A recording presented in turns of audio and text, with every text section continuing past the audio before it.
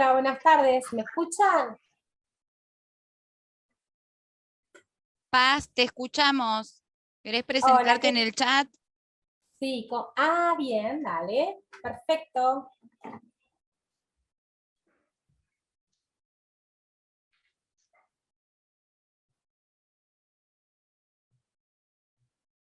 Bueno, ¿Querés que ¿quién quiere ir leyendo el chat? ¿Fer o eso seguís te iba. admitiendo?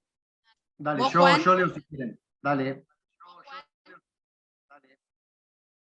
¿Se me escucha bien ahí? Sí. Bien, tenemos a Marina Luchi de General Rodríguez, que se incorporó.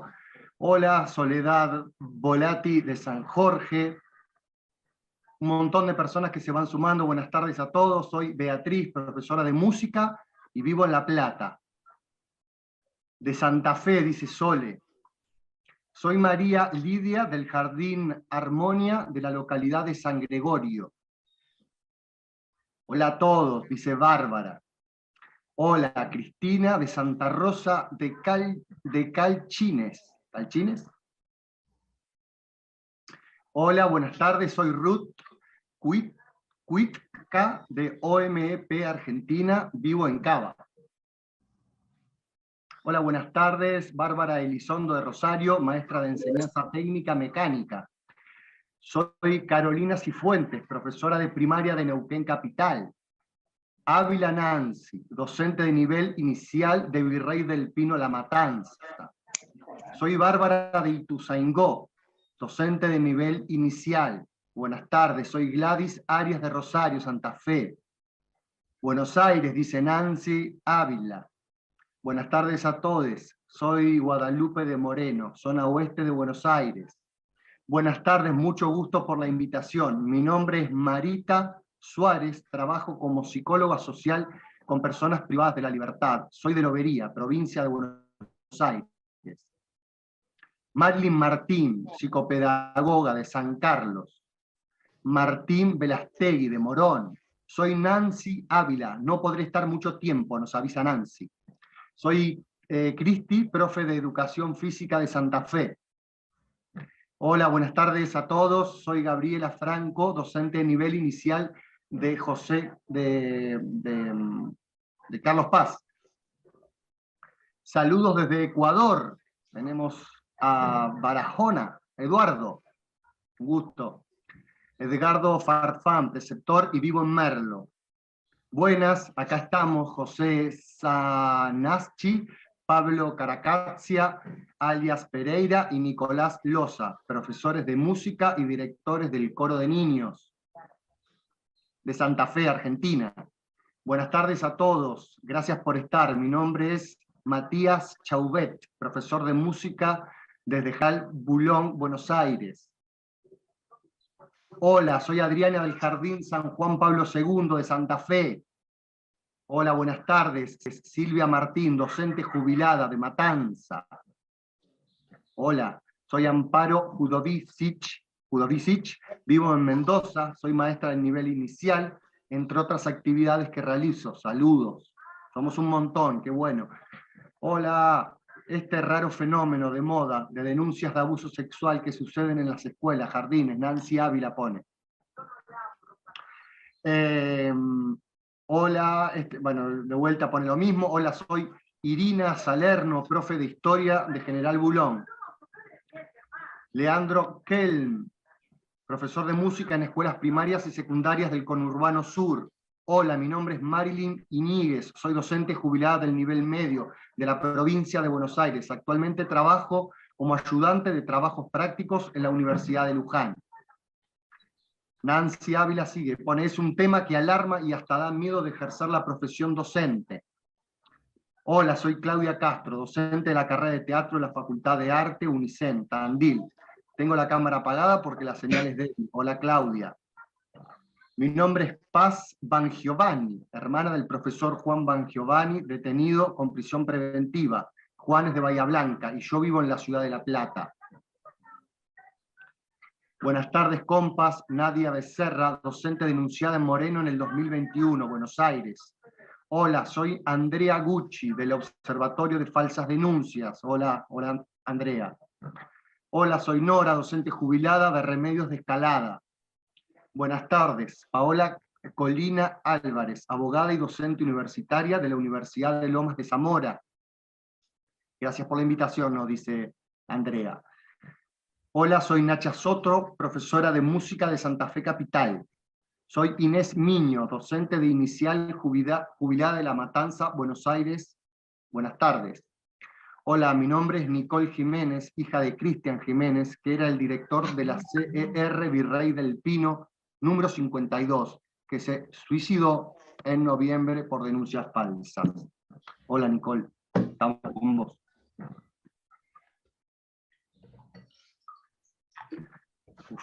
Buenas, gracias por la invitación, soy el profe, perdón.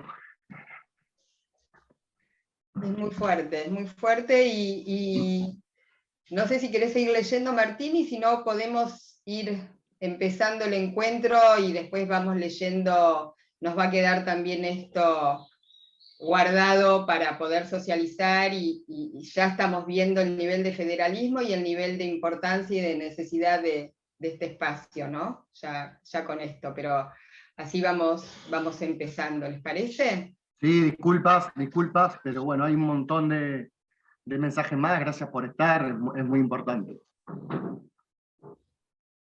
Quiero contarles que somos más de 90 personas y siguen ingresando, así que mientras empezamos, si quieren, yo sigo admitiendo, ¿sí?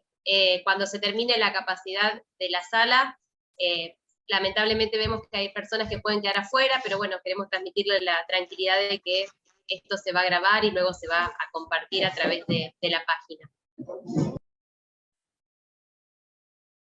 Bien. ¿Está Carola o Carola estás ahí? Porque no tengo los... ¿Arrancás, Carola?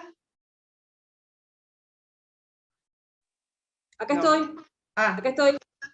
bienvenida. Tenés la palabra. Bueno, grupo, bienvenido. Muchas gracias por participar. Yo me llamo Carola, soy docente de filosofía en la región 1, en La Plata, y llevo años en esta red, que se aglutinó en torno a esta página con este nombre tan polémico, con los chicos no, con los docentes tampoco. Así que bueno, les doy esta bienvenida y los invito como siempre a todo aquel que tenga algún tipo de familiar afectado por una denuncia de abuso sexual en una institución educativa, sea docente, sea auxiliar, que escriba a la página. Nosotros llevamos años relevando estos casos. Cuando justamente alguien de ustedes lee en la página ese relevamiento, 200 casos, que por ejemplo, tiene la Asociación de Pensamiento Penal, que participa como amicus curiae en muchas causas, como creo que la de Juan Rosso, también la de Lucas Puig. Estos 200 casos somos los que hemos relevado nosotros desde... Yo empecé a participar de esta red hace como 6 años, ya venía. Llevamos relevados desde los comienzos del año 2000, el primer caso que conocemos desde el 1998, y me da la impresión que 2017 ha sido como el pico de denuncias, más o menos por lo que estuve releyendo, reviendo para comentarles algo. Hay un blog que es con los chicos no, con los docentes tampoco, Blogspot, que es el que más invito a conocer. Lo estuve reviendo y es increíble, ahí están todos los relevamientos, todos los casos detallados, inclusive hemos hecho análisis de algunos de los fallos. Esa es una parte que a mí me interesa muchísimo porque es la parte que más me interesa por el lado de la lógica y de la argumentación, porque cada fallo es en los casos condenatorios es un manual de falacias no formales. Increíble la manera en que se condena a un docente basado más en la verosimilitud de los relatos, la coherencia interna de los argumentos y no la correspondencia con la realidad. Está la página, con los chicos no, con los docentes tampoco, que ustedes ya la conocen, estamos participando. Creo que hay un micrófono activado. Que bueno, que ya se ha consolidado, creo, como un espacio de debate y de intercambio, un espacio en el que están escribiendo muchísimo, y ahora lo que más están escribiendo son profes de rama secundaria. Yo les puedo decir que ahora hay una especie de epidemia con respecto a esta cuestión de abusos simples. En primaria inicial es abuso simple con acceso carnal, o sea, el maestro, la maestra están siendo considerados no solamente pedófilos, sino pederastas, que imagínense que la pederastía es algo que se da en contexto de incesto, porque la idea del acceso carnal es una figura, digamos, psiquiátrica muy rara, que solamente se da en esos contextos, y a nuestros colegas los están acusando de pederastas como si nada. Pero lo que se da en rama secundaria es esta cuestión de los tocamientos en un pasillo, en algún lugar indefinido de una escuela, que, bueno, se judicializa.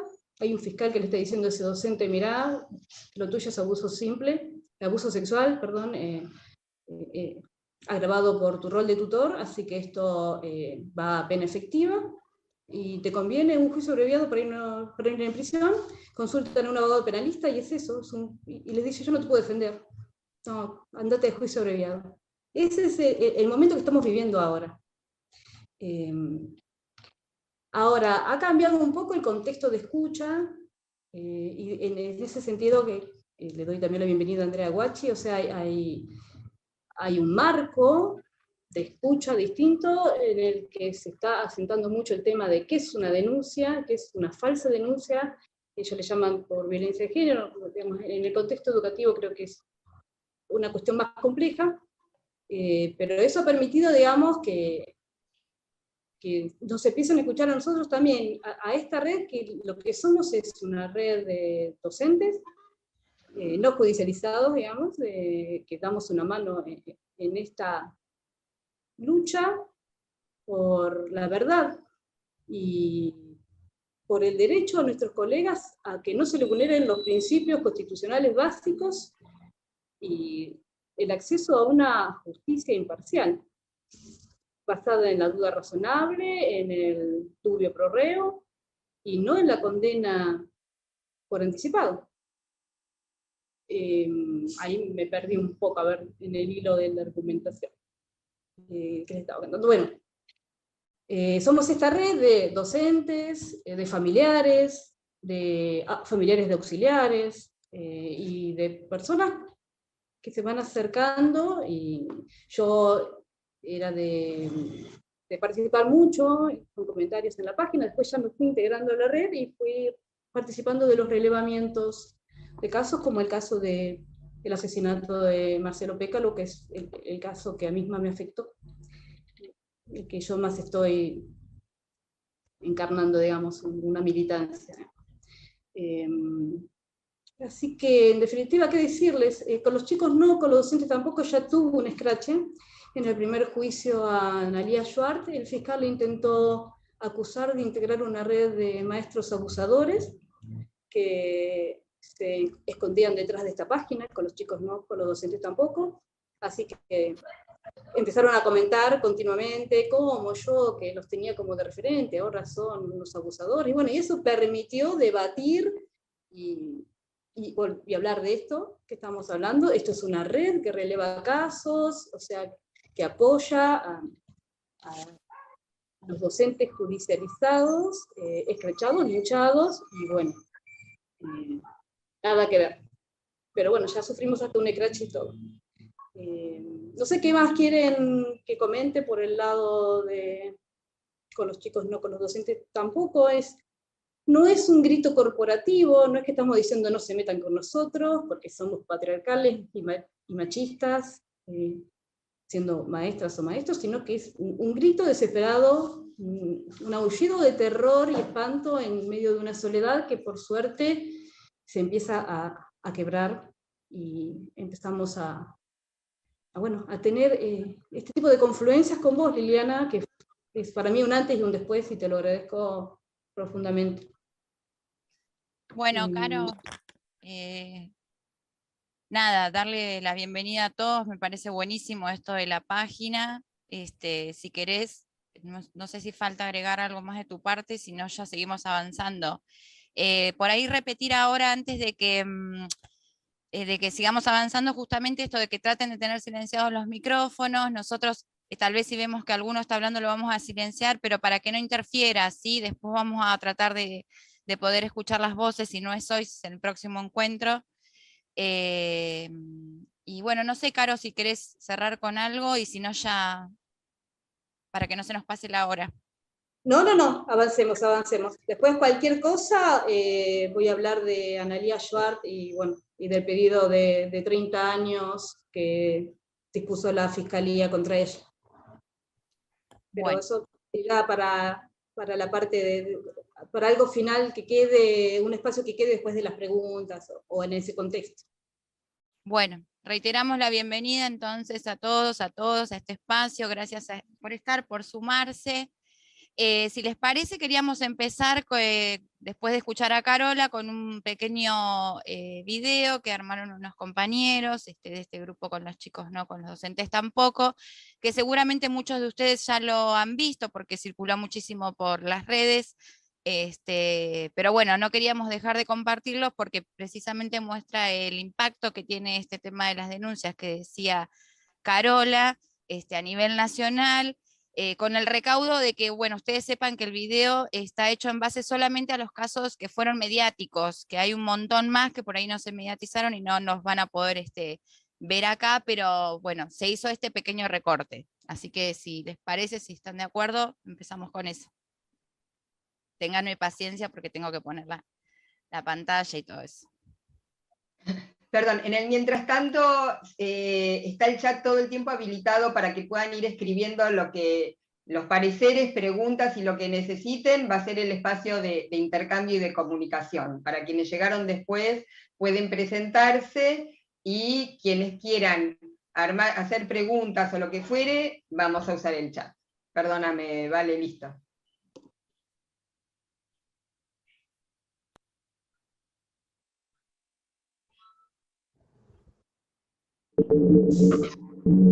Las falsas denuncias de abuso sexual contra docentes son un flagelo que crece de manera alarmante en el país.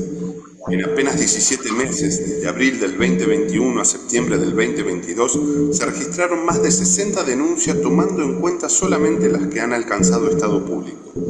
Las historias se replican caso tras caso con asombrosa similitud, con cientos de docentes privados de su libertad hasta que se dirime la situación en un juicio con las graves consecuencias económicas, sociales y familiares que ello implica. La mediatización, difusión y escrache inmediatos en redes sociales genera una condena anticipada que, sumada a la presión social, condiciona los procesos de investigación y las medidas judiciales. Se desata además una ola de violencia y hostigamiento contra los docentes involucrados, sus familias, hogares e instituciones escolares, con la inevitable estigmatización que este señalamiento implica y que ha empujado, en algunos casos, hasta el suicidio. Necesitamos una justicia que proteja a los niños sin vulnerar los derechos de los docentes, sin doblegarse ante la presión social, política o ideológica, o ante el accionar sesgado, muchas veces corrupto, de algunos operadores judiciales. Las falsas denuncias destruyen vidas, no podemos ser indiferentes. Los abusos existen, las falsas denuncias también. Con los chicos no, con los docentes tampoco.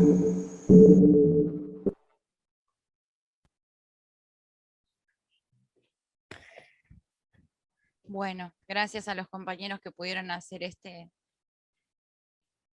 video, que la verdad que es muy impactante verlo. Bueno, ay, se volvió a poner...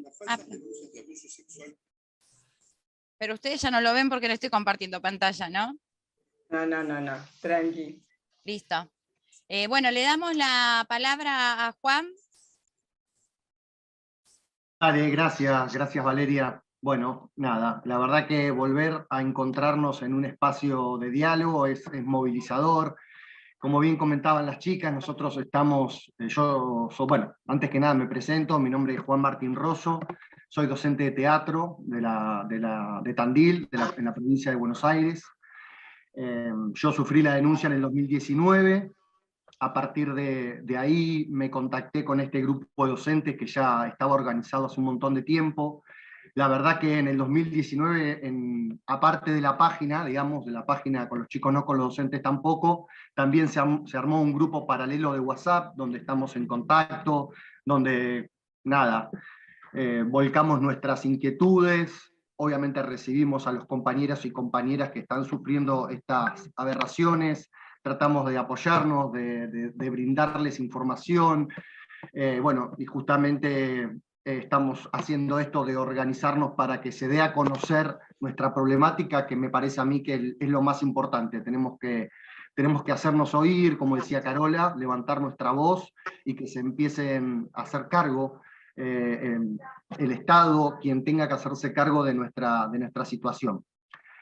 Cuando a mí me hacen la denuncia en el 2019, ingreso a este grupo de WhatsApp, y la verdad que éramos pocos docentes, éramos 20 apenas, el recuerdo que yo tengo, obviamente que era un grupo selecto, ¿no? Los que de boca en boca se enteraban que existía este grupo. Yo me enteré gracias a Lucas Puig, que es un docente de música que ahora fue detenido. La verdad que nos da una bronca tremenda, porque Lucas desde el 2015 que está moviendo todo esto, la verdad que es un tipo que yo lo llegué a conocer y es muy humilde, un flaco, nada, como me imagino que somos todos y todas las que estamos aquí, es una persona con un corazón enorme y que brindó su vida, su tiempo, su familia, su cabeza, su alma, su cuerpo a dar esta lucha, y nosotros ahora tomamos la posta y tenemos que seguir luchando por él, que está detenido, y por un montón de otras personas que están sufriendo procesos judiciales muy, muy jodidos. Carola por ahí decía que ella no estaba judicializada, pero sí dentro del grupo hay docentes que en mi caso fuimos absueltos, pero hay otros docentes que están detenidos en este momento, hay otros docentes que están atravesando un proceso judicial muy jodido, muy engorroso, y obviamente con un montón de mentiras y de prejuicios que están enquistados en el Poder Judicial, porque uno entiende que una familia que hace una denuncia de estas características, y hablo ahora sí desde mi perspectiva, de lo que me pasó a mí en una ciudad media, en el medio de la provincia de Buenos Aires, como es Tandil, donde muchos nos conocemos, donde, bueno, mi cara circuló por todos los medios, escrachada, y gracias a que pudimos hacer un trabajo de informar a la sociedad, a los colectivos, tanto de docentes como ir a dar notas a los diarios. En mi caso, que soy profe de teatro en la universidad, en la Facultad de Arte, también recibimos muchísimo apoyo. Obviamente que desde lo personal mucha gente me conocía, porque yo transito en esos espacios de muy chico, conté con esa suerte, si se quiere, que soy joven, que tengo 31 años, que la verdad que venía trabajando de los 23 en muchas escuelas, no solo en Tandil, sino también en ciudades de la región, y la verdad que nunca había tenido un problema, como todos y todas los que estamos siendo señalados, porque realmente es una pandemia, no hay justificación por qué nos hacen esta denuncia. Uno se empieza a involucrar y empieza a ver que son todas calcadas, que son todos relatos de los padres, que por apenas una frase de algún hijo, de alguna hija, se dispara toda esta bola de nieve, en la cual yo pienso, y desde mi particularidad de lo que me pasó a mí, la familia que me denuncia era una familia vulnerada, donde después se dio a conocer que había violencia intrafamiliar, en la cual el padre golpeaba a la madre, en cual los niños no eran tratados con la mayor delicadeza que sabemos que necesitan las niñeces, y esa olla a presión explotó, y se subieron a esta vorágine de señalar al primero que se le cruzó en el camino. Yo había dado apenas una clase en ese jardín, era la primera vez que daba clases en un jardín en la ciudad. De hecho, fui el primer profesor de teatro en dictar clases de teatro en un jardín. Fui el primero, di una clase y estuve preso 3 años. O sea, realmente, nada, es una locura cuando nosotros empezamos a dar la batalla comunicacional de la información, porque nosotros sabíamos que si la gente, digamos, las personas del sentido común, de los que caminan todos los días en nuestra ciudad, no quizás los dueños de los medios de comunicación, o no quizás quienes están enquistados en el Poder Judicial, ellos quizás no están tan tan cercanos a lo que pasa en el cotidiano, en la calle, en el día a día. Entonces nosotros dimos esa lucha, dimos a conocer la cantidad de contradicciones que tenía la denuncia, como tiene la de la mayoría de nuestros compañeras y compañeras que están atravesando un proceso judicial tan engorroso y que nos cae sobre nosotros ese prejuicio, esa aberración que es ser culpado por un delito tan grave. Yo creo que hasta es más grave que, para los ojos de la sociedad, hasta es más grave que un asesinato. El abuso para con las niñeces es algo que toca en fibras muy sensibles, que calan muy hondo y enceguece a las personas. Entonces, gracias a que yo tuve una contención enorme, familiar, y obviamente del colectivo que me rodeaba, yo pude estar entero, pude dar la lucha comunicacional, pude poner mi cara enfrente de los micrófonos. Obviamente esto después de haber sido absuelto, ¿no? Por supuesto, porque por recomendaciones de mi abogada, previo a que la justicia no dictaminara en última instancia mi inocencia, no me recomendaron que me muestre, aunque sí mi cara circuló por todos lados en forma de escrache. Pero bueno, realmente yo lo que quería contarles, lo que quería que sepan de mi historia, de lo que me pasó, es que si estamos juntos, de que si podemos dar a conocer nuestra problemática, se puede dar vuelta todo esto. En mi caso, el fiscal y la jueza en primera instancia, la jueza de garantías, fueron los que me metieron preso sin ningún tipo de pruebas, sin ningún tipo de nada, absolutamente nada, porque no investigaron, solamente el fiscal escuchó a los padres, que obviamente fueron muy compungidos a dar su testimonio, pero no vieron las pruebas, no vieron las pericias médicas, no vieron las 6 testigos que estaban conmigo en el momento, en la media hora que yo compartí con el niño, que supuestamente fue abusado.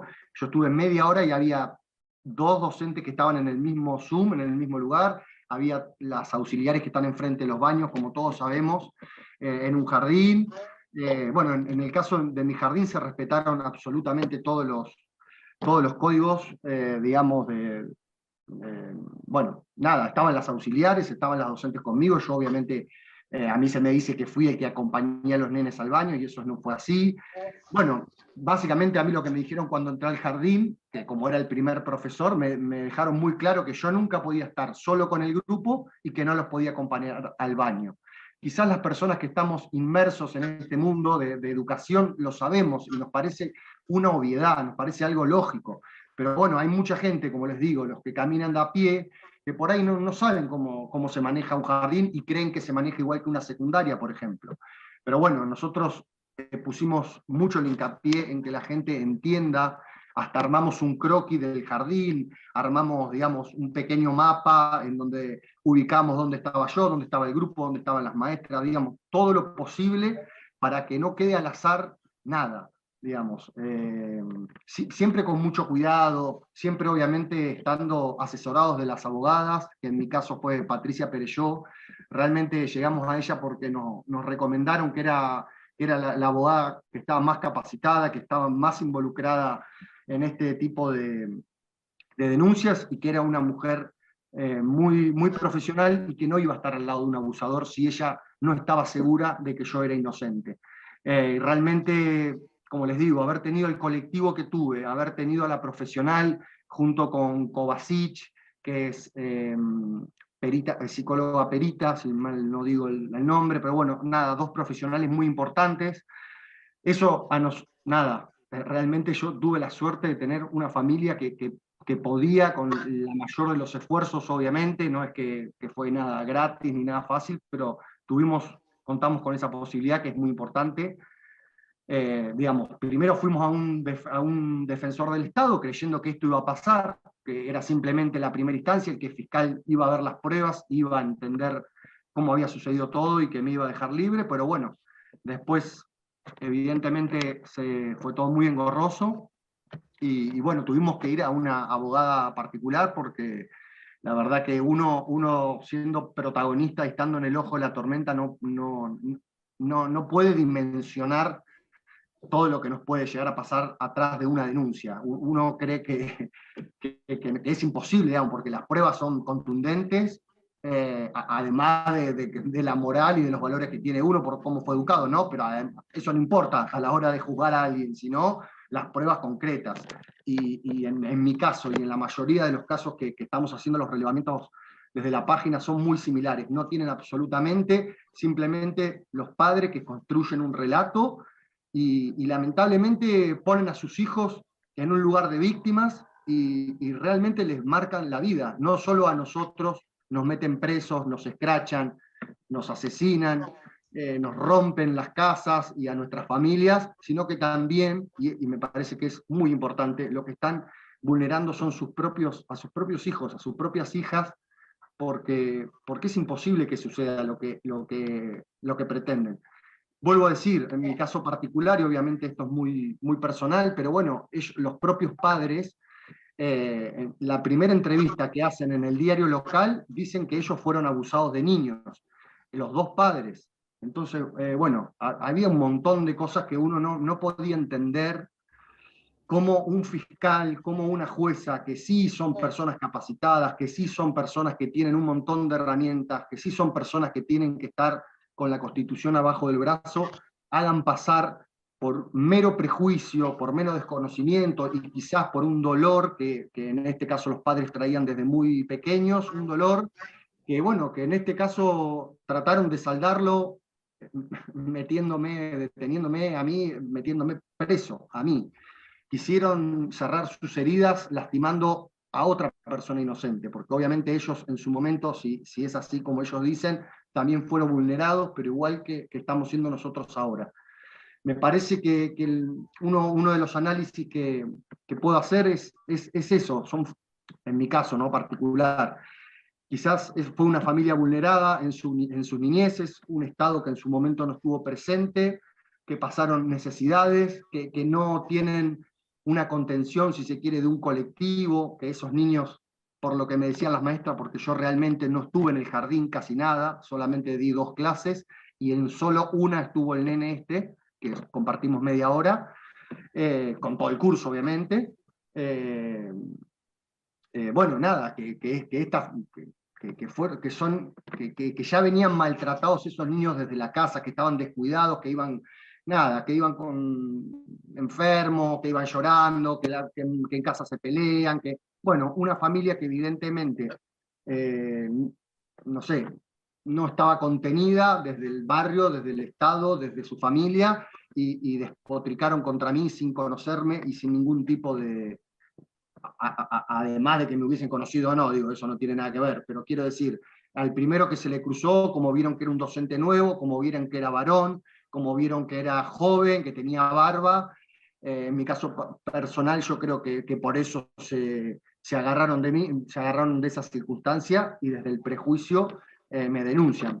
Pero a lo que iba, y con esto voy dando un cierre, así no se extiende mucho, es que una familia que fue vulnerada en su niñez y que crece con ese temor, pensando que cualquier hombre o que en cualquier circunstancia puede suceder un hecho de abuso, como ellos mismos testificaron en el diario local, es entendible que tengan ese miedo y es entendible que reaccionen de esa forma, pero no se justifica que lo haga un fiscal, no se justifica que lo haga una jueza, no se justifica que lo hagan los medios de comunicación, ni parte de la sociedad que se prende a escribir barbaridades en los medios de comunicación, en las redes. Yo por suerte nunca le di bolilla a lo que opinen otros de mí, eso también se lo agradezco a mis padres que están acá presentes, que a mí nunca me importó el que dirán. Y la verdad que sabiendo de dónde vengo y quién soy, pude afrontar esta lucha con entereza, y puedo estar acá dando mis testimonios. Pero hay un montón de gente de este lado del mostrador que sufrimos las denuncias, que no tenemos quizás esa suerte que tuve yo, de ser un pueblo chico, de poder dar la lucha comunicacional, de que haya un montón de gente que se haya puesto mi causa en sus espaldas y haya salido a militar, entre comillas, mi absolución, mi inocencia. Por eso me parece que tenemos que estar unidos, que tiene que haber una red súper importante, tenemos que estar en contactos, y me parece que eso es la idea que tenemos con Liliana, de seguir en contacto, que este encuentro no quede solamente como algo que quede anecdotario, sino que podamos seguir encontrándonos, que se sigan armando redes, que se sepa nuestra problemática, y que obviamente lo que nosotros queremos es que se solucione de raíz el problema, porque si no, los abusos siguen sucediendo y las falsas denuncias siguen sucediendo. Simplemente estamos queriendo tapar un mal accionar del Estado en su momento, lo estamos queriendo tapar con otro mal accionar del Estado ahora. Entonces, me parece que hay que encarar esta problemática desde un lugar con mucha seriedad. No es un bando en contra del otro, sino que todas y todos estamos del lado de los pibes, de las pibas. Absolutamente, eso no está en discusión. Simplemente lo que queremos es que tanto ellos como nosotros estemos siendo cuidados por el Estado, por nuestra sociedad, que no nos maltraten, que se respeten nuestros derechos y que se vaya a fondo en cada causa, en cada caso, que se investigue las dos partes si tiene que ser. Y si no sucedió un abuso, como en el caso de mi caso, que los niños no tenían ningún tipo de lesión y ningún tipo de... Sí, esto que les conté anteriormente era algo más del cotidiano de la vida de esa familia, que se conoce porque es un pueblo chico, pero digo, los niños no tenían ninguna lesión, no habían sufrido ningún tipo de abuso. Entonces, en ese caso, esta familia y el Estado, el fiscal y la jueza, lo que hicieron fue destruir dos familias. Destruyeron la familia de ellos porque le dieron el lugar a que se crearan esa mentira, y también destruyeron mi familia y un montón de gente, que por suerte nos estamos recuperando, pero es algo muy duro, es muy, muy feo lo que nos están haciendo, nos quita años de vida, nos quita las ganas de disfrutar la vida, nos quita las ganas de entender que la educación es un lugar hermoso, que la educación y los espacios de educación son lugares hermosos donde tenemos que seguir apostando. Digo, no podemos... Yo entiendo que sí, que tenemos el derecho de enojarnos y decir que este sistema no funciona y que la educación está podrida, pero digo, no hay que quedarnos con eso, sino que hay que seguir construyendo los lazos, y que justamente nosotros, como docentes, tanto en la educación pública como privada, somos la primer cara del Estado. Entonces, por ahí muchas veces esas familias vulneradas que no tienen con quién ir a gritar esa bronca que traen, se la agarran con nosotros, se la agarran con las maestras, con los maestros, con los docentes, porque somos las personas que representamos un Estado que muchas veces está ausente, que muchas familias carenciadas eligen la violencia como herramienta porque no les queda otra opción. Nosotros no queremos llegar a eso, nosotros no nos vamos a violentar, pero sí vamos a exigir, vamos a gritar y nos vamos a seguir organizando para que se resuelvan las dos realidades, ¿sí? Tanto la de las familias que sufren por X motivo y se las agarran con nosotros, y obviamente nosotros y nuestros familiares y nuestros colectivos que fueron lastimados, que están siendo atacados sin razón. Perdón, me extendí, nada. No, Es eso, gracias. es lo que quería compartir. Gracias, Juan. Bueno, queríamos empezar con este primer testimonio de Juan porque él lo vivió en carne propia. Me parecía que era muy importante poder recuperar su voz, todo el sufrimiento que hay atrás de una denuncia. Pero creo que, perdón, porque por ahí hay una serie de desprolijidades que estamos como un poco nerviosos, es la primera vez que organizamos un espacio así, que creo que no dijimos el objetivo del espacio, me parece.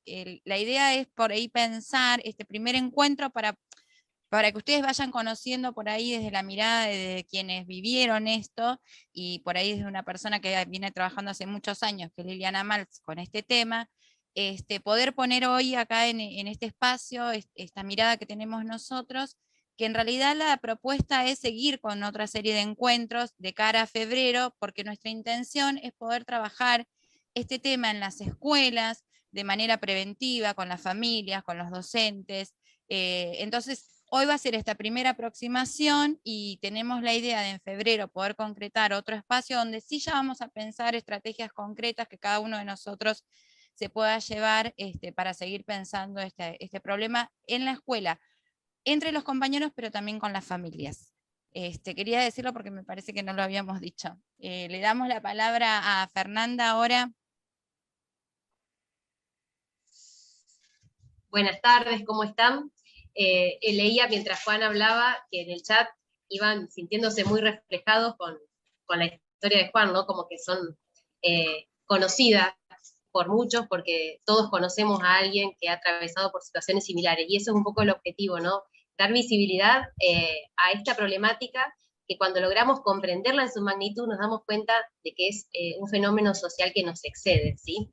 Que no es nuestro caso particular, sino que estas historias se repiten a lo largo del país, y por eso mismo requieren pensar estrategias mucho más complejas para poder abordarlas. Yo me presento, soy Fernanda de Luca, yo soy esposa de un docente denunciado, procesado, y bueno, y lo que quiero contar un poco son aquellas cosas que me parece que justamente son las que se repiten caso tras caso a partir de lo que nos fue pasando a nosotros.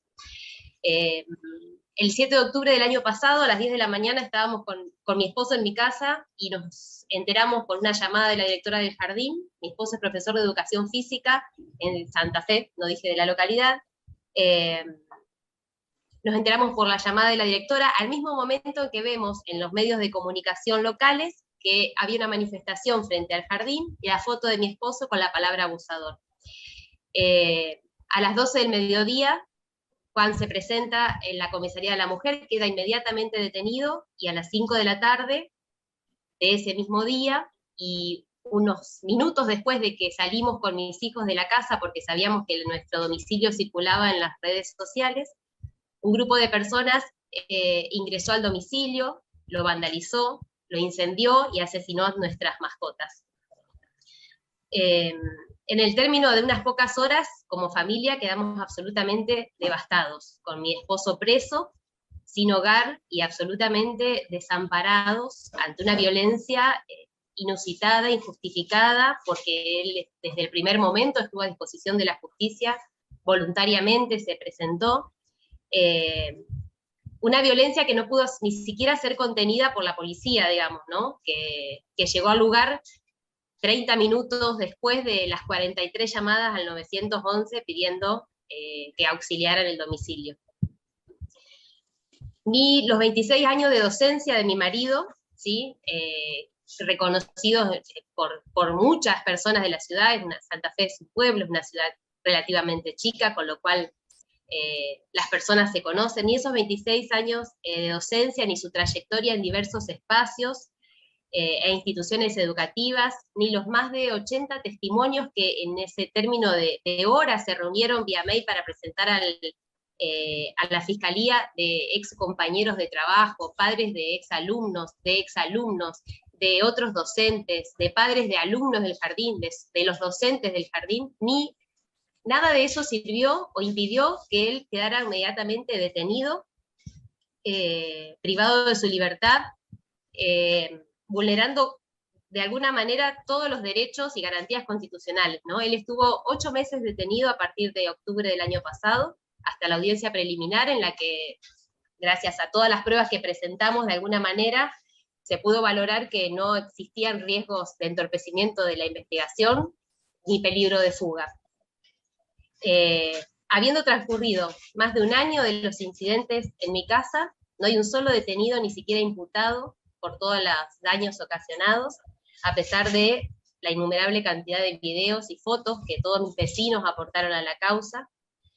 De hecho, algo que me queda grabado es que el fiscal del caso me dijo que, a pesar de ver personas saliendo del domicilio, y algunas con un bidón de nafta en la mano, no podía hacer prueba para demostrar que esas personas habían sido quienes incendiaron la casa o quienes asesinaron a las mascotas.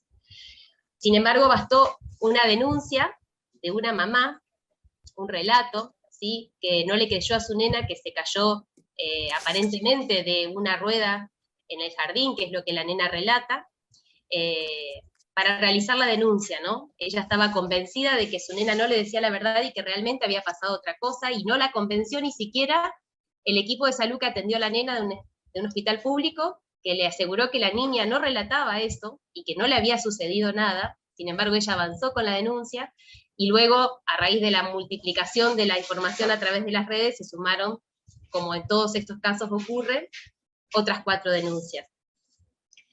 Y no bastó ni siquiera las condiciones de trabajo de la institución, ni los espacios donde se desarrollaban las actividades, ni la presencia de los docentes, ni el testimonio de los docentes, ni las cámaras de seguridad, para poner en duda, al menos, que este hecho haya podido ocurrir. Por supuesto que tampoco bastó para al menos garantizar que la investigación, que siempre dijimos que necesariamente debe ocurrir ante una denuncia de estas características, no vulnere los derechos del docente. La Fiscalía presentó la acusación finalmente 4 meses después de los hechos, y la acusación es por abuso sexual gravemente ultrajante, agravado por el rol educativo, y solicitan 25 años de cárcel para Juan.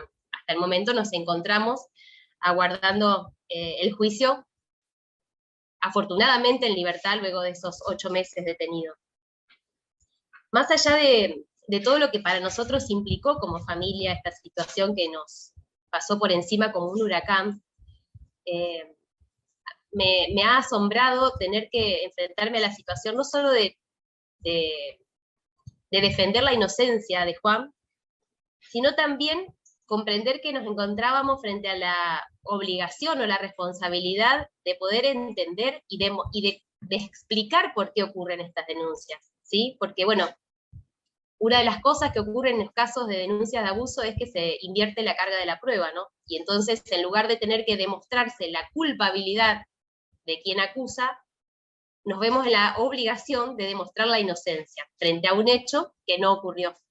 Entonces, en ese camino de demostrar la inocencia hay que interiorizarse en la historia de otras familias, de otras vidas, para saber por qué pudo haber ocurrido una denuncia de estas características siendo que no es real. Y tratar a la vez de intentar ser oídos en esta explicación, ¿no? Porque nadie se hace estas preguntas. Para todo el mundo, al menos cuando nos pasó esto, creo que algunas cosas han cambiado. Para todo el mundo una denuncia es una certeza, ¿sí? Sobre todo por el alcance mediático que todos estos casos tienen.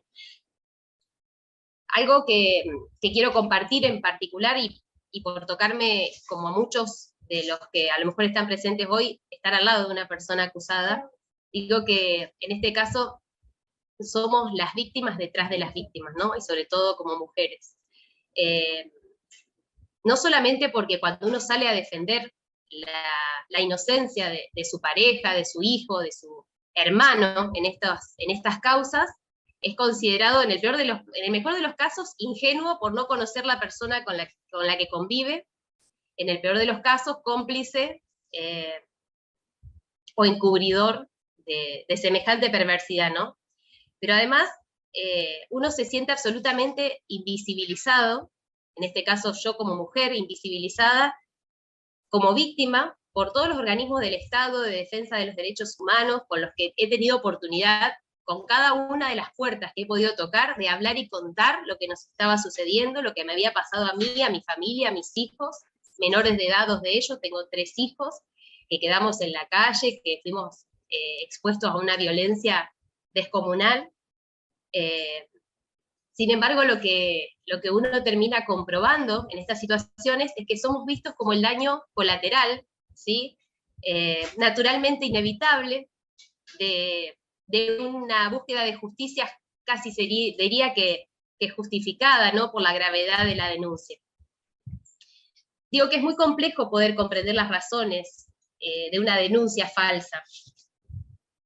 De hecho, en este contexto donde todos coincidimos y aplaudimos la ampliación y el reconocimiento de los derechos de los niños y de las mujeres, sobre todo frente a hechos que muchas veces se han callado durante años, se han mantenido en el anonimato y que son muy difíciles de probar, por lo cual se le ha dado una relevancia al relato por encima de las pruebas, porque muchas veces estos hechos ocurren en la privacidad de la familia, sin testigos, sin dejar marcas, sin dejar huellas, pero esto que se ha convertido en una garantía para las verdaderas víctimas, se convierte en un arma letal para alguien que quiere ocasionar un daño, ¿sí? Porque la relevancia que se le ha dado al relato en estas causas suprime cualquier otra prueba, ¿sí? Entonces, todo lo que uno podría aportar para demostrar la inverosimilitud de este relato es desestimado. Pero aún es más complejo cuando se trata de denuncias, como en el caso de los docentes, y como contaba Juan, donde no existe la intención a veces de causar un daño al docente, ¿sí? Sino que existe una situación mucho más compleja que dispara este tipo de situaciones. Antes de que pasara esto, yo siempre hablamos con Juan, si me hubieran preguntado, bueno, ¿qué tiene que hacer la escuela para evitar una situación como esta? Yo hubiera jurado que con el acompañamiento de los docentes para que ninguno esté solo, con la visibilidad de los espacios, con los protocolos, con cámaras de seguridad, se podría haber evitado una situación así, y que en el caso de que no se hubiera podido evitar, la justicia iba a investigar y no tardaría en demostrar que esto no pasó. Lo mismo que decía Juan, ¿no? Sin embargo, la verdad que estos meses que nos tocó vivir esta pesadilla, realmente comprobamos que esto no sucede. Además, tomar contacto en todo este tiempo con otros docentes, con otras historias, con otras situaciones, y comprobar la similitud de las realidades, la repetición de las historias como si tuvieran un mismo libreto, me ha permitido recoger algunas certezas que me parece que son fundamentales tener en cuenta al momento de pensar estrategias colectivas para modificar esta situación. Y la primera certeza es que los protocolos de la escuela no alcanzan, porque la denuncia se desata generalmente por una mamá o un papá que ante un hecho cotidiano, un juego, un golpe, un comentario, una molestia habitual en ciertas zonas del cuerpo que pueden ser despertar alarmas, se desatan los papás un miedo que es comprensible, pero que es irracional, y más aún cuando a veces estos papás han pasado por experiencias traumáticas y no lo han podido elaborar, y ese miedo desata un interrogatorio cargado de angustia sobre un niño que generalmente es un niño de edad preescolar, que ni siquiera sabe y comprende lo que le están preguntando o por qué genera tanta angustia en su papá, y generalmente a través de preguntas inducidas terminan generando un relato en el niño, una serie de respuestas que van confirmando eso que papá tanto temor tiene, ¿no? Entonces, después de eso, la inmediata comunicación al grupo de WhatsApp de padres, a las redes sociales, desata todo lo demás, ¿no? La multiplicación de las denuncias, el escrache, la violencia, y es imparable. Por eso no alcanza con estas medidas de resguardo que la escuela está tomando o piensa que necesita tomar para prevenir estas situaciones. Y la segunda certeza es que la investigación en las manos de la justicia va a partir de una sola hipótesis, ¿sí? Con esta premisa de que los niños no mienten y de que no se puede revictimizar al niño, a la familia, investigando sobre su contexto personal, familiar, social, psicológico, va a descartar absolutamente que esto es verdad, y por lo tanto la consecuencia es que el docente es culpable, y va desde esa premisa, desde esa única hipótesis, desestimar todas las pruebas y todos los testimonios que digan lo contrario.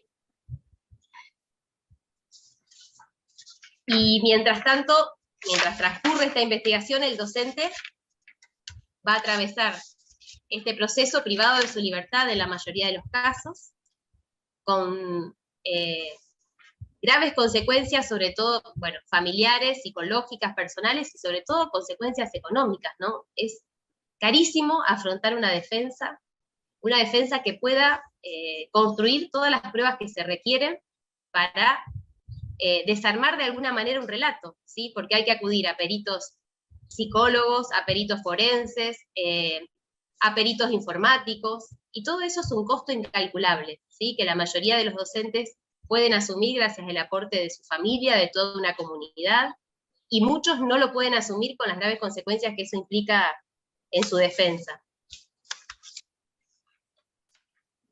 La otra certeza es que en todo este proceso, el docente en la mayoría de los casos está absolutamente solo.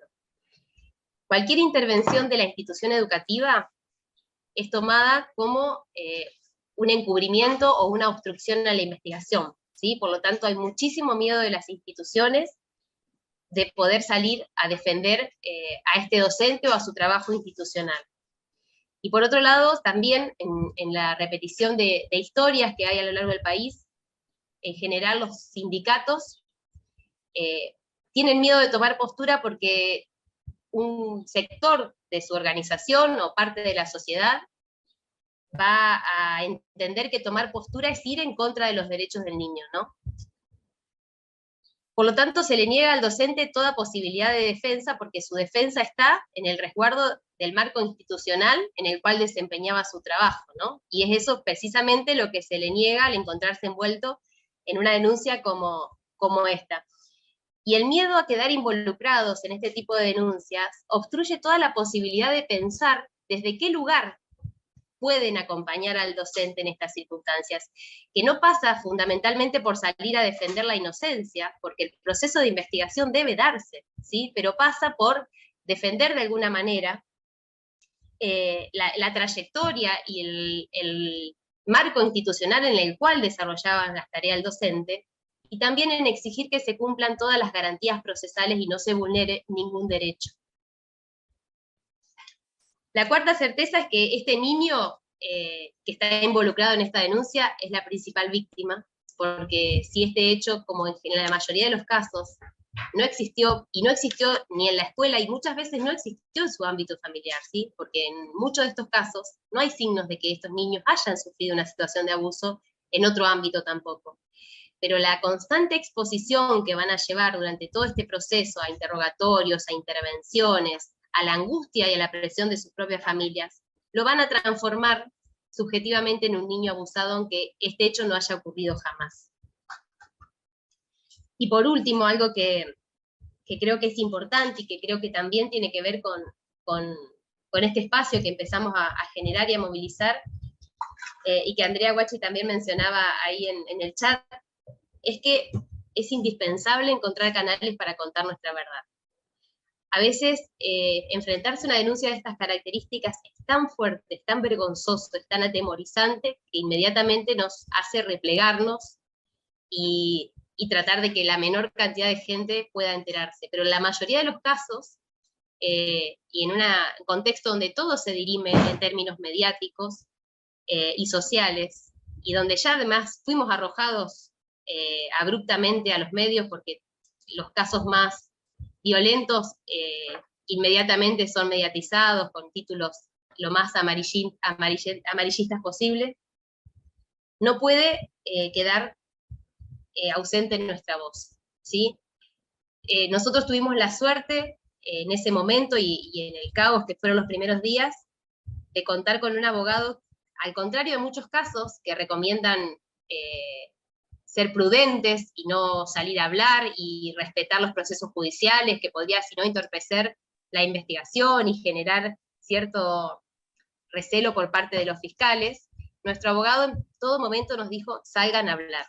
Y mi primera intervención fue a partir de ver cómo todo esto circulaba en los medios, con la foto de mi esposo, con su nombre, con la palabra abusador, fue mandar una carta a todos los medios que empezaba diciendo, ahora les voy a contar yo quién es Juan. Esa carta a mí me abrió la posibilidad de que los medios empezaran a escucharme, con todo el temor de que pudieran interpelarme, agredirme, cuestionarme, no creerme, pero yo sabía que si no hablábamos estaba perdido, porque lo único que puede ayudarnos en estos casos es poder poner sobre la irracionalidad de semejante denuncia, sobre los titulares de los diarios, sobre el morbo de la sociedad, que inmediatamente toma parte y que comenta de una manera absolutamente imprudente, como si tuviera certezas de esta denuncia, lo único que puede apaciguar, calmar, poner un poco de paño frío, es dar la cara y poder contar otra verdad, que es sumamente difícil, porque además también nos exige prepararnos, porque no solamente vamos a hablar de la inocencia de la persona denunciada, sino que tenemos que explicar por qué si es inocente hay 4 o 5 denuncias, por qué si es inocente la cámara GES en el niño dijo lo que dijo, por qué si es inocente está preso, por qué si es inocente no se ven las pruebas. Y la verdad es que nos enfrentamos a la necesidad de poder entender nosotros primero todo eso, para poder explicárselo a la sociedad y dar otra voz, y poder explicar que tanto esas familias y esos niños como nosotros somos víctimas, esas familias también son víctimas, aunque en este momento hayan irrumpido nuestras vidas de una manera tan violenta, tan dañina, pero terminan siendo víctimas de un Estado que no supo entender, no supo acompañar, no supo investigar, ¿sí?, en la complejidad de esta situación, qué estaba develando esta denuncia detrás, qué hay detrás, ¿no? ¿Qué hay detrás de este niño, de esta familia, de sus padres? Entonces, creo que poder prudentemente salir a contar nuestra verdad es una necesidad imperiosa, casi más importante que la defensa que pueda hacer el abogado en estas causas. Y por último, valorar el espacio colectivo, ¿no? A los pocos meses en que nos había pasado esto, se comunican de la página, Caro a través de la página con los chicos, no con los docentes tampoco, me cuenta lo que estaban haciendo, empezamos a compartir experiencias con otros, y la verdad que ese espacio nos permite pensar, nos permite fortalecernos, nos permite buscar estrategias juntas, compartir recursos, entendernos como parte de un fenómeno social más grande que nos excede a todos, pensar juntos estrategias que nos permitan visibilizar esta realidad, y sobre todo aprender, yo digo, de la calidad humana increíble de muchas personas que vienen atravesando esta situación desde hace años, y que no dejan de tener esperanzas, que no dejan de creer en la educación, que no dejan de creer en el encuentro humano, y que pueden defenderse sin destruir al otro, ¿no? Sin destruir derechos, y con la clara consigna de que seguimos defendiendo a los niños, pero que hay que poder interpretar qué es lo que le está pasando a estos niños. Así que bueno, gracias, y bueno, y creo que Liliana ahora, que le paso la palabra, puede a lo mejor aportar mucho más luz, más herramientas para poder comprender todo esto. La verdad que es muy difícil, estoy como muy conmovida después de escuchar a Juan y a Fer, es como muy duro, y además la fortaleza de los dos, me saco el sombrero. No es lo mismo haber atravesado esta situación que haberlo atravesado desde otro lugar, acompañando. Y una cuestión de la cocina es que cuando armamos este encuentro, pensamos en esto, en primero darle voz a los testimonios, que tengan voz, que tengan cuerpo, que tengan cara, para entender quiénes son las personas que están acusadas a modo de representación de tantas otras, y que en todo caso yo pudiera conceptualizar o tratar de entender algo que es muy difícil de entender, como dice Fernanda, es una situación muy compleja, pero que necesitamos intentar entenderlo. Y otra cuestión también de la cocina, y que habla de la necesidad de este espacio, es que en un momento yo venía hablando con Juan la posibilidad de armar un Zoom y abierto y demás, y después casi que se vino fin de año y dijimos, en medio del mundial, fin de año, todo el mundo agotado. Y ahí hablamos con este colectivo maravilloso, con los chicos no, con los docentes tampoco, y dijimos, no, hagámoslo igual, y siendo 100, que es el lugar, el cupo máximo que tenía este Zoom, y que todavía seguimos siendo 100, y a esta altura del año, da cuenta de esta necesidad de visibilizar el tema y de fortalecer las redes, y reconfirmamos que este es el camino, porque esto nos está diciendo cosas. Pero antes de decir lo que tenía pensado decir, y escuchando estos testimonios, que además vienen creciendo de manera exponencial, da cuenta de situaciones terribles de crueldad, ¿no? Porque matar una mascota, quemarte la casa, golpearte, lastimarte, excede toda situación de justicia. Y entonces pensaba, Rita Segato dice, ¿qué es la crueldad? Es cuando retiro la empatía, cuando el otro se transforma en cosa, lo cosifico, lo deshumanizo, la vida y la muerte de esa persona no son vidas y muertes humanas, y la verdad que no podemos dejar que los y las docentes nos transformemos en cosas para las familias, para el sistema, para muchos jueces. No podemos transformarnos en cosas, que es lo que pasa cuando prima la crueldad. Y en contracara de la crueldad, yo vengo siempre planteando el tema de la ternura en el sentido más complejo y político del término, y acá traigo las palabras de Ulloa, que dice que hablar de la ternura en estos tiempos es poner el acento en la necesidad de resistir la barbarización de los lazos sociales que atraviesan nuestros mundos. y vaya si no se están barbarizando los lazos sociales cuando escuchamos a Fernanda, cuando escuchamos a Juan Martín y a tantos otros testimonios. Yo hace poco estuve en un congreso en Aten, en Neuquén, donde en un congreso realmente multitudinario mi ponencia tuvo que ver con este tema, y terminé diciendo, es importante que visibilicemos, que tengamos una ley y un montón de cuestiones más, antes que tengamos un final como el de la película La Cacería. Y lamentablemente, o gracias al colectivo, con los chicos no, con los docentes tampoco, me enteré que estas situaciones sí ya se habían llevado puesta la vida de un docente que nombró Carola, que es Pécolo, que después de estar 8 años preso, estaba tocando en una orquesta, en una iglesia, y un grupo de padres lo asesinó. Y de tal manera, porque cuando yo buscaba en las redes, ni siquiera nombran la palabra asesinato, dicen tal cual, un diario dice, un violador de menores murió tras ser golpeado. Y estos asesinos están libres y no han sido juzgados. Y en la medida de que no sean juzgados, esto puede volver a pasar. Y claro que me gustaría hoy estar hablando de la cena de Navidad y las compras de Nochebuena y Papá Noel. Pero la verdad es que no podemos hacer la vista gorda cuando pasa esto que pasa. Porque sos vos, soy yo y somos todos. ¿Y cómo me acerco yo a esta temática? Bueno, yo soy, militante de la educación sexual integral, vengo acompañando a las escuelas en la implementación de la ESI, prácticamente desde la resolución de la ley, y me entero porque en muchos distritos en los que vengo trabajando, especialmente en uno, pre-pandemia, en casi todos los jardines caía una docente todas las semanas. Primero pensé, como les pasa a muchos, esto pasó solo en Cava, o pasa solo en este distrito. Y después empecé a investigar, porque esto ahora voy a contar, tiene un impacto en los cuerpos de los niños y de las niñas, y por supuesto en el de los y las docentes, y dije, no, esto pasa en provincia de Buenos Aires, no, y esto pasa en Neuquén, no, y esto, y ahí me averigüé, investigando la página con los chicos no, con los docentes tampoco, y es un flagelo que azota absolutamente a todo el país. Pensé que era solo en escuelas públicas, pero también es en escuelas privadas, y si bien empieza a aparecer en escuelas medias, en el nivel inicial es un estallido.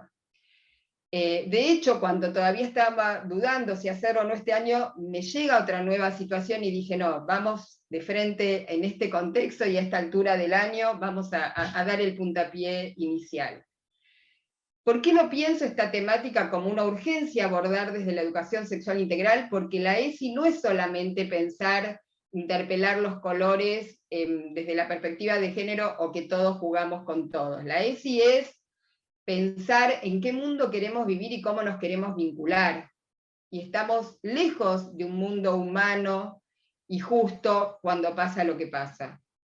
Pero además porque todos los ejes de la ESI están involucrados. Porque hay un eje que es cuidar el cuerpo y la salud. Acá estamos hablando de docentes golpeados, lastimados, escrachados, donde la salud, que no es solo física y es psíquica, también queda devastada. Hoy está presente un familiar de un docente que se suicidó, vaya si no nos afecta la salud y los cuerpos, porque afecta también los cuerpos de las infancias, porque este miedo que está inscripto en nuestro cuerpo lleva a que en muchos jardines no se cambia a los bebés, no se los abraza, se deja de enseñar el rol, vamos creando cuerpos puercoespines, porque el cuerpo se construye en una época y en un contexto, y qué cuerpo estamos construyendo cuando no tocamos, no abrazamos, no acariciamos o lo hacemos en estado de pánico. Porque también atraviesa el tema de los derechos, porque como decía bien Fernanda, se vulneran los derechos de las infancias, cuando no se los higieniza, cuando no se les da afecto, pero también cuando tienen el estigma de ser abusados cuando no lo son, cuando tienen que ser sometidos a cámaras Gesell y a interrogatorios que son devastadores, cuando de repente pierden su docente querido y amado de un día para otro sin ninguna explicación, cuando pierden compañeritos de un día a otro sin ninguna explicación y son llevados de un lugar a otro, y fundamentalmente porque se vulneran los derechos de los docentes. La ESI defiende los derechos de las niñeces, adolescencias, pero también de los docentes. Y además, son de alguna manera abusados los docentes, y hay algo más grave todavía, que es que se termina banalizando la gravedad del abuso, porque si todo es abuso, nada es abuso. Entonces, la ESI, que es una herramienta central en la prevención del abuso, las escuelas y sus docentes, que son centrales en esta visibilización de este flagelo y dándole estrategias y herramientas a las niñeces para prevenir el abuso, ¿qué pasó? Que quienes hacemos esto, de repente nos convertimos en los abusadores, ¿no? Porque además hay datos duros que también tenemos que compartir con las familias. Gracias a la educación sexual integral se han detectado el 80% de situaciones abusivas, y otro dato duro es que se dan en el ámbito intrafamiliar. El 80 y el 90%. Son datos duros que las familias tienen que conocer. Porque frente a la irracionalidad, como dice Fernanda, también tenemos que empezar a dar datos que dan cuenta de otra cosa. El porcentaje de docentes en el nivel inicial que se confirman como abusadores es mínimo, casi que no existe. Y estos son datos duros que tenemos que dar. Porque además, muchas niñas y muchos niños continúan siendo abusados en el marco intrafamiliar mientras un docente está siendo encarcelado, porque a las familias no se las investiga. Y esto es una grave falla del sistema judicial, que hoy también Fernanda hacía referencia. Porque hay cuestiones de género involucradas, ¿sí? Hay un estereotipo de género que es: el hombre no puede ser cuidador, no puede tener un interés genuino ligado a la crianza, ligado a la educación y ligado al cuidado. Entonces, ¿qué hace un varón en el nivel inicial que no sea tener un interés de pedófilo? Solo por portar un pene ya es mirado, se le da, se le crea la sospecha de un interés pedófilo. Y esto también tenemos que trabajar con las familias. ¿De dónde viene este prejuicio de los varones? Porque no están conectados con la ternura, ni con la crianza, ni con la afectividad. Y este prejuicio que portan cualquier varón que trabaja en el nivel inicial, extracurriculares o maestros jardineros, tiene que ser explicitado. La vez pasada, en un jardín de Santa Fe, el profe de educación física dijo: quiero clases abiertas, quiero que las familias me conozcan. Y no es un dato menor que vinieron todas las familias de las salas, en un momento difícil del año donde todos trabajaban. O sea, necesitaban ver quién era esa persona, porque cubre el manto de desconfianza, ¿sí? Y esto es fundamental compartirlo con la familia. Y porque otro eje de la ESI es valorar la afectividad. Y el miedo que tenemos en las escuelas, les docentes, impacta terriblemente en el cuerpo. No tenemos ganas de ir al jardín, no tenemos ganas de abrir las puertas, como dice la canción, para ir a jugar, nos saca toda la energía. Entonces, y esto afecta el vínculo con las niñeces, no solo con las familias. Entonces tenemos que hablar del miedo, tenemos que explicitar el miedo, y también, como decía Fernanda, ponerlo en palabras, porque cuando no se pone en palabras se actúa y nos vamos transformando en sentir que nuestro cuerpo tiene que tener un chaleco antibalas, y esto nos va endureciendo, nos va rigidizando y fundamentalmente nos va enfermando. Hay cuestiones que son centrales y que retomo algunas que dice Fernanda. Esto no es un tema de responsabilidad individual, esto es un tema que hay que pensarlo en clave epocal. El neoliberalismo hace estragos y está inscripto en nuestros cuerpos y en nuestros corazones. La subjetividad de la sospecha, de la demanda, del linchamiento, pareciera que es la que predomina y ya no la del ciudadano, ¿no? Y además hay una cuestión que es generar un nosotros a partir de crear un enemigo. Esos nosotros se fortalecen creando un enemigo, creando un chivo expiatorio, y en épocas de crisis esto está mucho más exacerbado. El discurso del odio, que hoy también está exacerbado desde los medios, que incitan hasta la muerte real y ni siquiera simbólica de quien es supuesta mi enemigo, atraviesa toda la sociedad, pero se juega fundamentalmente en la escuela. ¿Y por qué se juega en la escuela? Y acá retomo lo que dice Juan, porque es la cara visible del Estado. No hay un call center. No estás que te enojas, y lo único que podés hacer es insultar al pobre empleado que da la cara de una empresa que lo está explotando él también. En la escuela están los cuerpos presentes, y ahí volcás la angustia, la desesperanza, el enojo, las broncas, porque tenés una cara y tenés un cuerpo en épocas de virtualidad donde todo se resuelve desde las redes. Y esto no es menor. Entonces, todas estas cuestiones las tenemos que pensar en clave epocal. Y otra cuestión es también pensar que estamos en la era de la posverdad. No importa, y esto retomo lo que dice Fernanda, no importa que algo haya sucedido. Si está en los medios, es cierto. Con que esté en los medios ya se le da una veracidad fáctica, aunque sea un invento. Y esto lo vemos todo el tiempo, todo el día. Y por otra parte, los medios no tienen el más mínimo interés en contar la verdad.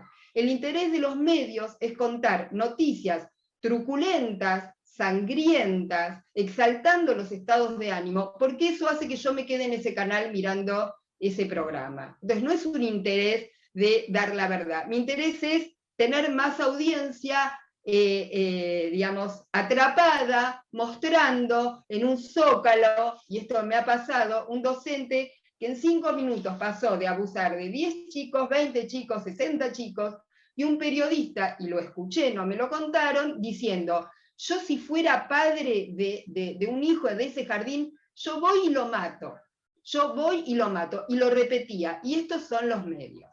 Entonces, esta combinación de la fake news, la posverdad, los medios instalando una verdad, y jueces bastante sensibles a la opinión pública, arma un combo más que complicado, que tenemos que compartir y visibilizar estas claves de lectura con las familias, ¿sí? Entender y que ellas puedan, antes de que explote cualquier bomba en el jardín, ¿de qué se tratan las fake news? Poder tener una mirada crítica, que si en un medio aparece un docente abusador, no quiere decir que ese docente sea abusador.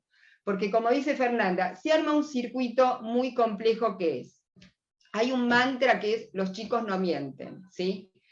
Todas estas situaciones son muy complejas, porque ni defendemos pedófilos, ni defendemos abusadores, ni consideramos a los niños bajo el paradigma del tutelaje y dejamos de pensarlos como sujetos de derecho. Pero esos niños, niñas, niñes, son dichos por los adultos, como decía Fernanda, tomados por la angustia, sin ningún registro de que están incidiendo en eso que están diciendo. Se llama, oiga, digamos, hay una cuestión que se llama complacencia, que es las niñas y los niños creen que tienen que decir lo que el adulto está esperando escuchar y terminan diciendo algo que no tiene nada que ver con la realidad. Y tenemos que distinguir también lo que es realidad fáctica de realidad psíquica en la niñez, y que no es darle un carácter moral de mentirosos. No es lo mismo las fantasías que tienen las niñeces, y vaya si las tienen, que algo haya ocurrido de verdad. Esta diferencia es central porque hay algo que dice Kovadic, que me pareció muy interesante, que después en la justicia intervienen psicólogos cuya expertez es leer la realidad psíquica y casi darla por realidad fáctica. En cambio, los expertos deberían ser los psicólogos forenses que trabajan en escuchar el testimonio desde otra perspectiva, o la memoria desde otra perspectiva, que no es lo mismo que un psicólogo clínico. Entonces, los expertos no son tan expertos, y esto se va haciendo cada vez más complejo, porque encima las niñeces dichas por los adultos angustiados son interpretadas por psicólogos que no tienen la expertez, y se arma el circuito casi perfecto, ¿sí? Medios en el medio, y el grupo de WhatsApp, que en los grupos de WhatsApp, que es otro tema, se propagan las fantasías persecutorias y nadie va a decir, che, esto no tiene nada que ver. Y la suman, y se suma, y se suma, y se suma, y se agregan testimonios. Ah, claro, porque el otro día mi nena me dijo, y ya, ¿no? Ya es otro caso. Y porque el otro día vino medio triste, y ya no es porque se peleó con un amiguito, entonces ya sospecho porque fue tocada, ¿no? Y del grupo, o sea, de este grupo de WhatsApp salta a los medios, salta el linchamiento, te queman la casa, te matan la mascota, terror, salta una justicia que hace oídos sordos a la realidad fáctica, muy presionada por esta cuestión de los derechos de las niñeces, y se arma una historia casi calcada en todas las situaciones, ¿no? Entonces, y hay otra cuestión también que es importante, que plantea Kovacic, que tiene que ver con el sesgo confirmatorio. Estos famosos expertos, y digamos, las familias lo hacen, como dice Juan Martín, sin saberlo, pero los expertos deberían saberlo, bajo una hipótesis ya confirmada, porque ya ese docente o esa docente es un abusador. Bajo esa hipótesis, todo lo que la nena o el nene digan que contradiga esa hipótesis no es tomado en cuenta. Y cualquier duda ya es tomada como confirmación. Entonces, este sesgo que busca confirmar la hipótesis previa, termina confirmando esa hipótesis. Digo, y hay casos donde en un jardín pasan situaciones terribles, como que una maestra amorosa y que cuidaba a su grupo, y que además estaba atravesando una situación de un marido con cáncer en estado terminal, digo, vaya si tener ánimo de meterse en una situación ligada al abuso, hablaban de que los maltrataba a todos los chicos de la sala, que los torturaba, o sea, un término propio de la dictadura militar, ¿no? Como una docente va a torturar, y que digamos, iba torturando o abusando de cada niño mientras los demás miraban, ¿no? Y quien plantea eso no tiene la más mínima idea de lo que es un jardín de infantes, con ventanales, con colegas, con gente que entra y que pasa, y con el miedo instalado de hace miles de años en los jardines. Entonces, quien dice que alguien puede ser capaz de maltratar, de torturar de cada niña mientras los demás miran, digo, lo peor es que se le da racionalidad y credibilidad a esos relatos. Eso es lo loco, eso es lo terrible, esto es lo que tenemos que visibilizar como urgencia. Y entonces, ¿qué cuestiones hacer? Hay cuestiones, y retomo también lo que dice Fernanda, y bienvenido sea que puedan participar de este chat colegas de sindicatos, o que lo escuchen en algún momento, porque entendemos que a los sindicatos, desde un lugar empático, les dé miedo terminar defendiendo a alguien que sea pedófilo. Pero no se pide justicia, y retomo lo que dice Fer, no se pide no se pide saltearse la justicia, lo que se pide es que para los docentes no reine la ley de la selva, porque lo que reina es la ley de la selva, con hordas que terminan aunque destruyendo los jardines, ¿sí? Entonces, o docentes sobreseídos que vuelven a ser juzgados, o para todos se presume la inocencia, menos para los trabajadores de la educación. Entonces, no se pide tener una justicia aparte, se pide justicia, se pide una ley que defienda los derechos de todas las trabajadoras y trabajadores de la educación.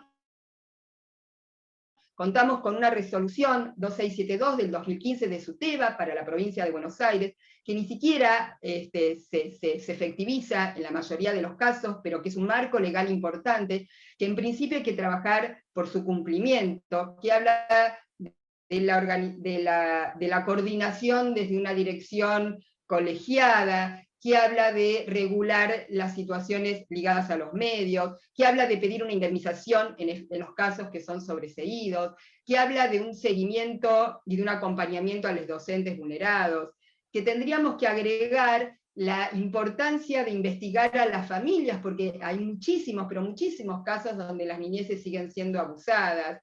Tenemos que agregar la celeridad de estos casos, tenemos que agregar, como dice Fernanda, no puede ser que te quemen la mascota, te quemen una casa, te destruyan la vida, y eso no puede, ni entra en un expediente de la justicia, ni entra. Entonces, necesitamos urgente una ley, o que se discuta en el marco de las paritarias, y a todos los sindicatos por fuera de los partidos políticos, y a todos los partidos políticos por fuera de cada ideología, peleando por una ley, porque el nivel de vulnerabilidad es terrible. Que hoy un docente haya sido asesinado y no estén presos los asesinos porque es un violador, no podemos permitirlo. No podemos permitir que Fernanda tenga la casa quemada, su mascota muerta, y esto no importa. No podemos. Entonces creo que es una tarea central tener un marco legal que nos cuide, que nos proteja, y tocar todas las puertas que tengamos que tocar,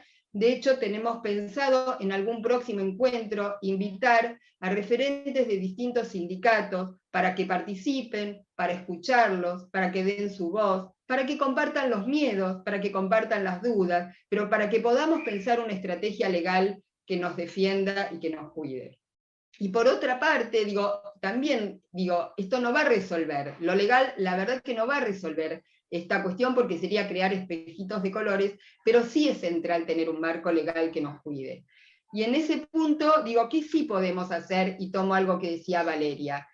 Sí tenemos que trabajar con las familias y en el marco de la educación sexual integral estas cuestiones. No está por fuera de lo curricular. Trabajar la ESI, como decía al principio, es trabajar el cuerpo, trabajar género, trabajar los derechos, y todas estas cuestiones tienen que ver con la ESI. Con las familias estas situaciones antes de que estalle la bomba. Tenemos que trabajar con las familias cómo preguntar a sus hijas y sus hijos cuando están angustiados. Porque parece que la primera pregunta cuando salen del jardín no es ¿a qué jugaste? ¿Qué cuento te leyeron? ¿Te tocaron la vulva? ¿Te tocaron el pene? ¿Te tocaron acá? ¿Te tocaron allá? ¿Sí? No puede ser la primera pregunta. Y además tenemos que, sin culpabilizar, entender este mecanismo de prácticamente crónica de una muerte anunciada. Cómo se genera, por todas estas cuestiones que desarrollamos, se genera una respuesta sin que nos diéramos cuenta. ¿Sí? Tenemos que trabajar con las familias el prejuicio a los profes varones, y cada vez que se incluye un profe varón, armar una reunión para presentarlo, para que le conozcan la cara, para que sepan de su vida, para que sepan que tiene hijos, para que sepan que tiene una señora, para que los conozcan, armar clases abiertas, porque lo peor que podemos hacer es cerrar con candado los jardines. Necesitamos hablar con las familias de las fake news, necesitamos hablar con las familias de lo que pasa en los grupos de WhatsApp y coordinar a alguna persona responsable. Necesitamos trabajar en red, como hoy estaban diciendo, al interior de las instituciones, y no soltarle la mano a ningún docente acusado de abuso. Porque además hay un término que tenemos que corregir. No son falsas denuncias. La verdad es que las denuncias son bien reales. Lo que son falsas son las acusaciones. Yo también en el libro Vaivenes, que tomo este tema, hablo de falsas denuncias. Y una vez alguien me dijo, no, Lili, las denuncias son bien concretas, bien reales, tienen nombre, tienen apellido. Lo que son falsas son las acusaciones. Entonces, estas son cuestiones centrales para hablar con las familias en los primeros encuentros del año y no esperar que estalle la bomba, digamos, para poder decir, para poder, digamos, ahí ya llegamos tarde. Dar lugar, y acá lo tomo a lo que dice Juan, a familias que sentimos que son más desconfiadas, o familias vulneradas, familias que han sufrido situaciones de abuso, darle un lugar, y cuando nos reunimos también desde un lugar del cuidado, dejar asentado en acta las reuniones, lo que nos dicen, lo que no nos dicen, porque la escuela también tiene que estar cubierta, porque en muchos casos aparecía que esa familia tenía muchos antecedentes conflictivos que no estaban registrados en ningún lado. Y después anda a cantar que esa familia tenía situaciones de violencia interna, que habían sufrido situaciones de abuso, que los nenes venían, que estaban siendo vulnerados sus derechos. Ya es tarde para después de decirlo, porque parece que fue una venganza, ¿no? Diana, ¿podés ir cerrando? Sí. Entonces digo, hay muchas cuestiones, hay muchas que sí podemos hacer para no sentir la impotencia de que no podemos hacer nada, ¿no? Y fundamentalmente, y acá cierro, creo que el tema de visibilizar esta problemática y de armar redes en esto es como central. Y agradezco a todos los que hoy están participando y celebro el inicio y el puntapié de este espacio. Ya está. Bueno, gracias, Liliana. Bueno, voy a concluir yo. Bueno, te voy a comentar algo igual. Hay casos en los que había actas desarrolladas sobre, me acuerdo de un caso en el sur de una conducta hipersexualizada de una niña, había pasado a otro jardín, y esas actas se desestimaron, porque lo que se juzga es a ese maestro en particular que ahora fue acusado por la familia. Entonces lo que haya pasado con esa nena en el entorno familiar, de acuerdo con el jardín anterior, no nos interesa como prueba. Pero bueno, es algo que podremos debatir en futuros encuentros. Consensuamos en el grupo que no vamos a dar lugar digamos, no vamos a tener tiempo para responder a los chats, y lo estuvimos respondiendo con